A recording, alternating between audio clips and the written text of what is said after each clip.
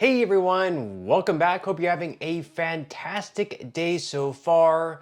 So Donald Trump's appointee was, of course, officially confirmed by the Senate and Frank Bisignano, and he just came out with some comments that I think a lot of you will find to be good news about the future of Social Security payments. In today's video, we are going to be covering everything that he said and what that means for the future of Social Security. But before we go ahead and dive into it for today, if you would like to receive up to $200 in free stock or $200 in free cash, in a pinned comment below, I will be leaving a link to Robinhood. All you have to do is once you click on that link is just sign up for a free account and then simply link your bank account. You do not even have to make an opening deposit. At that point in time, Robinhood will be sending you one free stock worth all the way up to $200. And if you'd really just have the cash, all you have to do is once you receive the free stock is just sell it for what it's worth and then transfer the cash value right back to your bank account. Okay, so diving right into it for today. So Donald Trump's pick to lead the Social Security Commission was confirmed, of course, by the Senate not too long ago. His name is Frank Bisignano, and of course we had Democrats vote against him. We had Republicans vote in favor of him. Usually that's what happens with appointees other than ones like maybe Marco Rubio, where he actually passed through with full Democratic and full Republican support. But with Frank Bisignano, we had Democrats fully against him, mostly because he came out and said that he was a Doge person. But anyways, to the point of this video, he was actually on an interview on Fox News, and he had some good news in what he said about the future of Social Security and what he's going to make sure happens. So we're going to be covering what he's saying in those comments and what has to happen for these comments to actually come true. So according to Fox News, newly sworn in Social Security Commissioner Frank Bisignano spelled out the agency's plans to eliminate waste, fraud, and abuse and protect the agency from a looming threat of insolvency that some say could come within the next 10 years. The FSDI CEO told Sunday Morning Futures this week that he's, quote, honored to be a part of the team President Donald Trump has put together, and improving the safety and security of the agency ranks among the highest priorities. He said, quote, I think is the team that oversees the Social Security Trust Fund, which I'm one of, the Secretary of the Treasury, the Secretary of Labor, and the Secretary of Health and Human Services.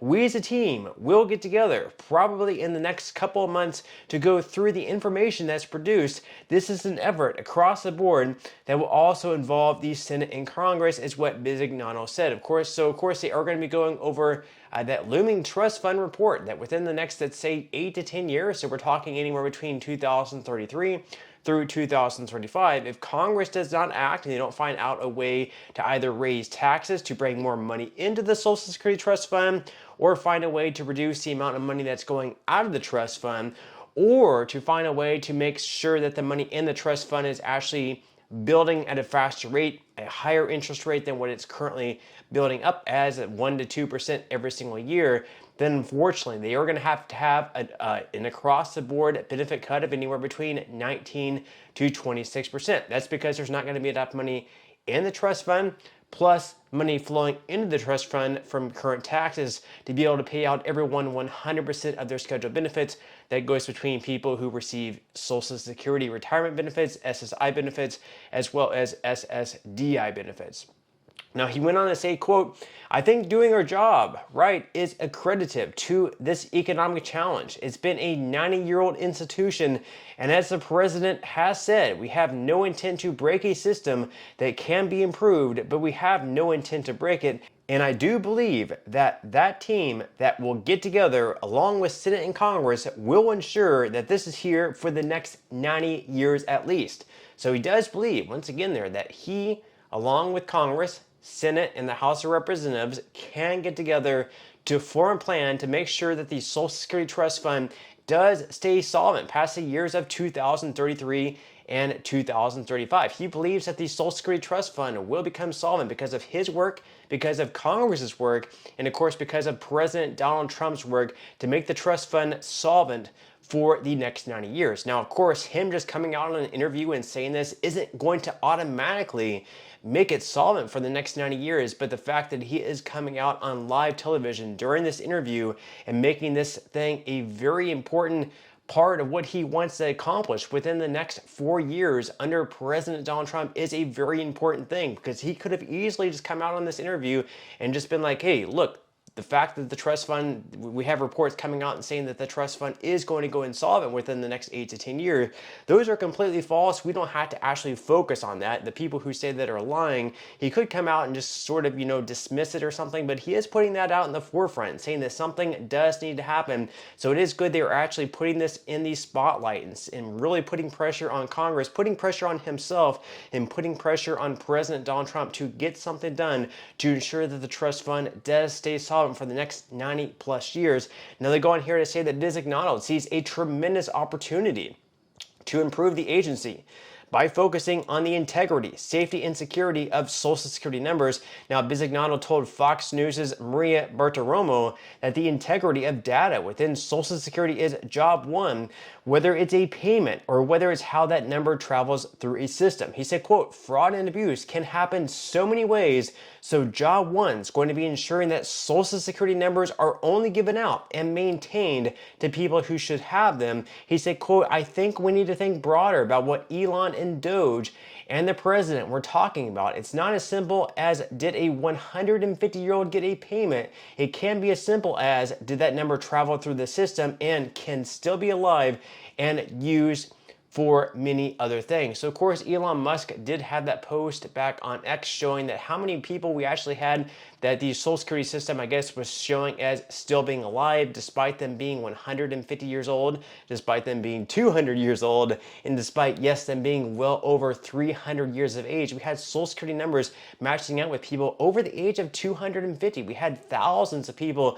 who were still being marked as alive. Now, Musk, Doge, and his team, the whole team there, were actually going through and trying to mark people as dead if they thought they were dead. Of course, there has been mistakes with that, but nevertheless, they are trying to fix that issue. And of course, there are issues within the Social Security system where maybe they don't know a person's date of birth, so then they're automatically being marked as born in 1900. Therefore, they're being marked as being 125 years of age, even though they might have been born like in 1960, for example. So we do have that whole issue there. They want to make sure that Social Security numbers are not being distributed and people aren't able to use Social Security numbers of someone else in a fraudulent manner. That's one of his biggest priorities, as he mentions there.